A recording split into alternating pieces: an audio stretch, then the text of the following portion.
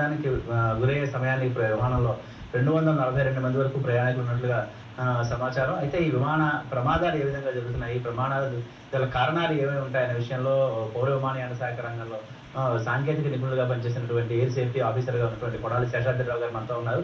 ఆయన అడిగి మరిన్ని తెలుసుకుందాం. సార్ నమస్తే అండి. విమానం ప్రారంభమైన కొద్దిసేపటికే టేక్ ఆఫ్ అయిన కొద్దిసేపటికే విమానం కూలిపోవడానికి ప్రధానమైన కారణాలు ఏవేవి ఉంటాయి కోసం? Air India flight long distance ఇతర దేశాలకు వెళ్ళేది. అందులో 240 మంది పైన పాసింజర్స్తో వాళ్ళ లగేజ్ ఇదంతా కలిపితే ఏమవుతుందంటే, యూజువల్గా లగేజ్ని కన్వేయర్ బెల్ట్స్ ద్వారా దించుకున్నప్పుడు విమానంలో ముందుకి 4 వైపులా సర్దకుండా దురదృష్టవశాత్తు వాళ్ళు ఏం చేస్తారంటే, సులువుగా ఉంటుందని చెప్పి అక్కడికక్కడే పైకి పైలింగ్ చేస్తూ ఉంటారు.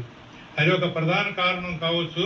రెండోది, ఇంత బరువు లగేజ్ కంపార్ట్మెంట్లో ఒకేసారి ఉన్నప్పుడు ఆ ఫ్లాప్స్ ఆ లోడ్ని తీసుకోలేవు. ఎయిర్ ఎస్కేప్ ఫ్లాప్స్ ఉంటాయి ఎలివేటర్